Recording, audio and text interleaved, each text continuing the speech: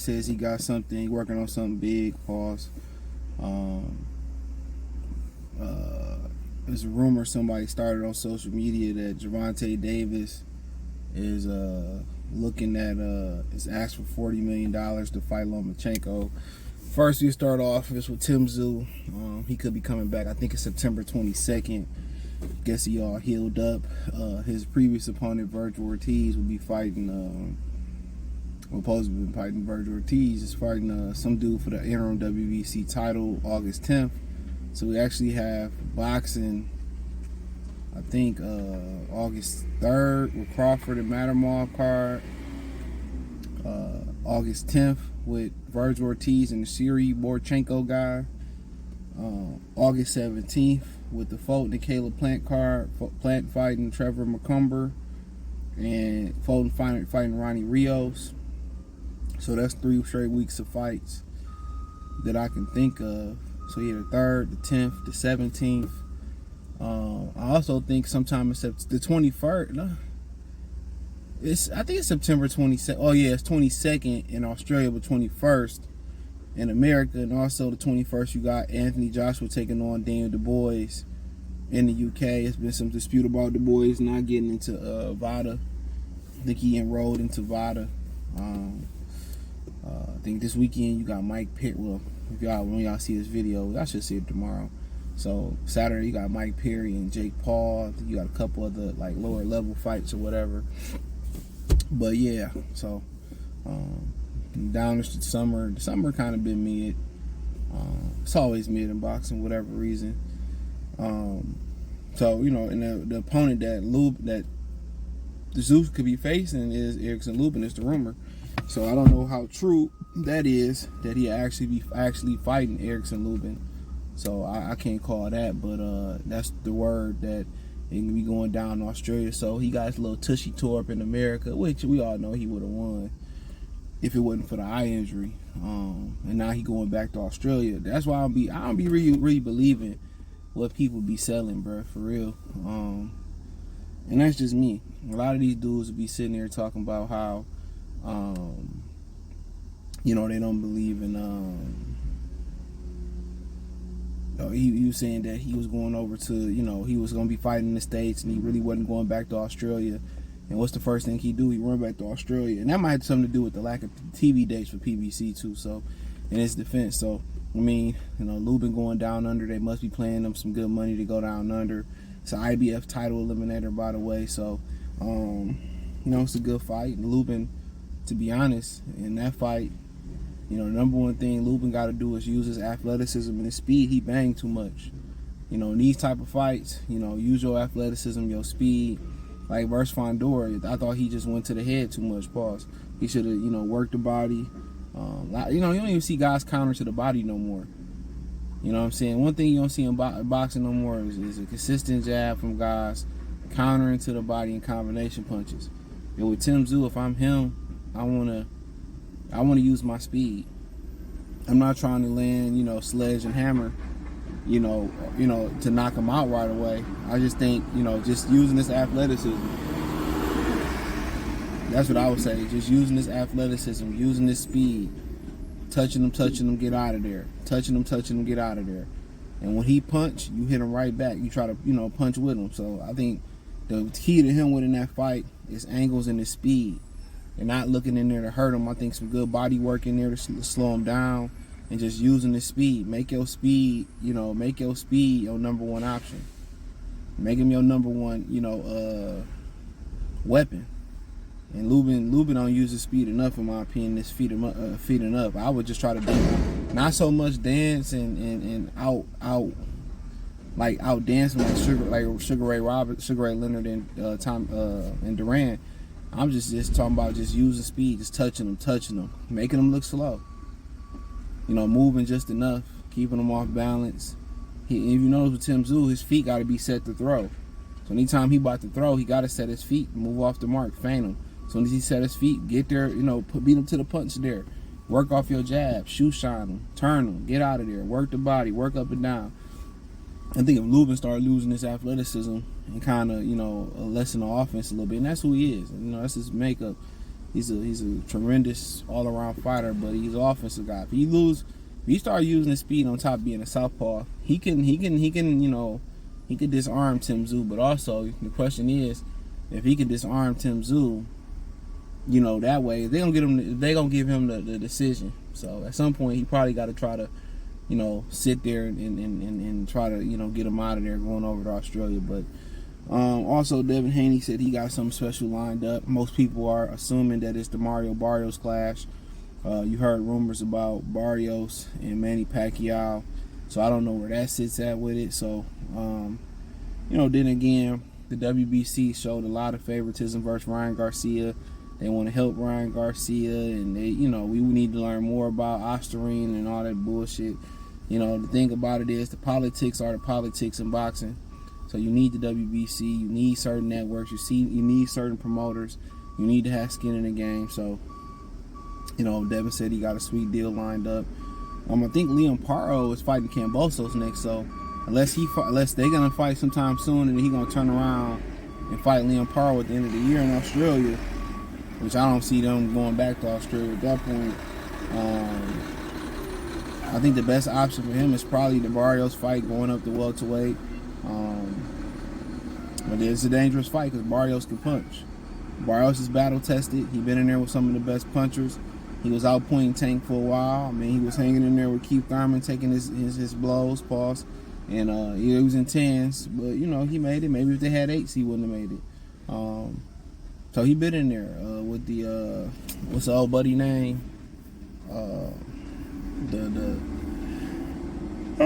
The Russian or whoever he was, Uzbekistan guy that Kenneth Sims fought. Man, that was a good fight. They was going to war, so Devin gonna try to go in there and outbox Mario Barrios. Barrios I think started off at 22, 126 pounds. So, but he's a big kid at this point. And he can bang, he can punch.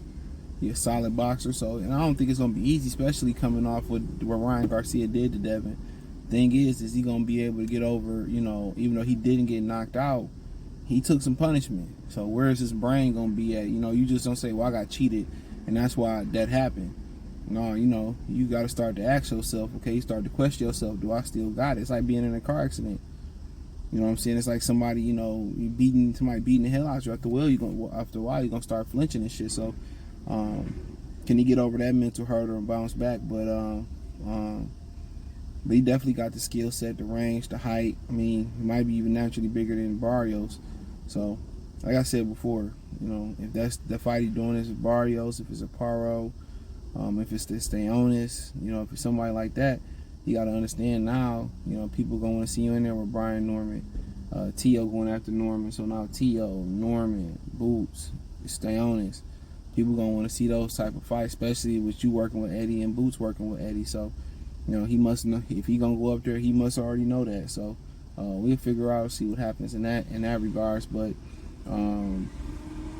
yeah, so he got to get over that. Now, at the end of the day, staying at 140 would have been interesting for him. He sparred Tzyu too before. I had a homeboy that was there. That Tzyu was getting the best of him, but I heard his headgear was like giving him problems and shit.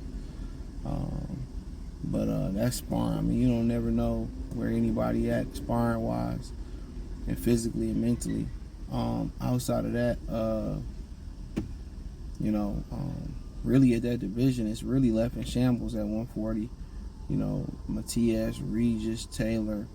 That's why Tszyu moving up. Really ain't no money there. Tszyu could go to Australia, but he got Australian whiplash. That's what he got. He got Australian whiplash. I don't know where I heard Kambosos and Paro at. I could be wrong. I think I read that somewhere. But nonetheless, it's a rumor that somebody said on social media, on Twitter, I don't know how, or X, how true it is that Lomachenko won $40 million to fight Lomachenko. What you gotta understand, Lomachenko don't generate no money. It's funny how the media can tell a lie, or a promoter can push a lie. They can push a lie, and people will believe it. Oh man, they can just push a lie and be like, oh, this guy don't sell, this guy don't sell, this guy don't sell. I'm losing money on this guy, and then this guy has one of the highest ratings on their network. But then you want to sign the guy back. See, nobody ever looks at the facts. They just believe what they want to believe. And at the end of the day, Lomachenko, they losing money. Lomachenko, they lost money on that Kambosos fight. Go look that up. Kambosos went for the upside. Loma went for the guarantee. Nobody bought that pay-per-view. He ain't no star. So thinking this gonna be they gonna sell a bunch of tickets. When he fought Devin, they sold because of Devin. You know, when he fought Tszyu, that was during the bubble. But you know, they don't. I think Eddie said he ended up losing money when he fought chicken noodle soup Luke Campbell. So I think he said he ended up losing money when he fought Luke Campbell. So I gotta continue to tell people, man. You know, I gotta continue to tell people, dude. They tell you certain guys are star, you know, and try to, you know, disintegrate or degrade other guys in the sport of boxing. And it's usually the black fighters that's on the down slope of that, or they on the down end of that. But he ain't no star. Like I said before, you know, can they find 40 million? I don't even think Tank is a guy that generate 40 million. So I don't know if that's true or that's what he asking for. Like I said, he lucky if he make 10 million fighting Lomachenko. But whatever Tank gonna do, you know, it's gonna be a lot of engagement. But you gotta ask yourself, where's the pay-per-view numbers coming from? You gotta ask yourself, they all over the place. Oh, he did this and he did that. So, you know, if they get the job done, they get the job done.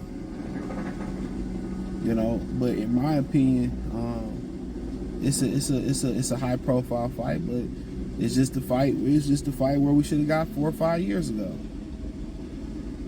You know, so, but will I be buying it? Absolutely the fuck not. So, I will not mince no words. If you see me being a patron of a fight, 9.9 times out of 10, if I'm buying it, I'm going to the bar or I'm going to the movie theater. That's it. Absolutely not spending, like, if it's like right now, it's not a fight in boxing where I say, well, I spend $100 to see it. Absolutely not. If I can spend $20, $30 going to the bar and I got a bad night and I'm around some nice looking women, I can at least leave the bar with something, or leave with something with Denzel. Say I'm leaving here with something. You know what I'm saying? And even at the movie theater, you'd be surprised, bro. It'd be females there. They use alcohol, drinks, food. They be. I'm telling y'all, man. I'll leave y'all with this. You know, when I be going to sporting events, you know, where they be showing the fight or whatever, women be going there with their homegirls looking for dudes. Dudes don't be in the club no more. I heard the club scene died. I ain't been in the club in over 10 years, around that. So they said the club scene died. Women be out here looking for where the dude was at. You know, real talk. They be out here looking. They in the gym looking. They at the basketball game looking. They at the high school game looking. They at the boxing events for sure looking. They, you know what I'm saying? They, wherever they think the men gonna be at, they be there. So really, women ain't hard to find. They on the prowl. Guys are born. We can do the same, and that's why a lot of us, our women cheat on us, or our you know, relationships don't work, because we mundane. We boring. We can do the same thing. We routine. Every now and again we'll spice it up. Women are spontaneous. They like danger. They like surprises, and once you kind of master surprises and spicing it up, you have a lot of success. But they be there. I'm telling y'all, man, when I be traveling, when I be going to sporting events, when I be at the casino, they be in packs. They don't be like one or two, and they be choosing. So, but hey, check out the Box Rumor playlist. I think they all rumors. Boxing news too, because Devin did post, you know, well, I just call it a rumor, but he did post about it. Not the Barrios part, but I hit the link tree. Find me on X, Instagram, Spotify, Anchor, Cash App, Venmo, PayPal, Apple Podcast, Spotify, Anchor, Venmo, PayPal. Check out the Patreon. Peace.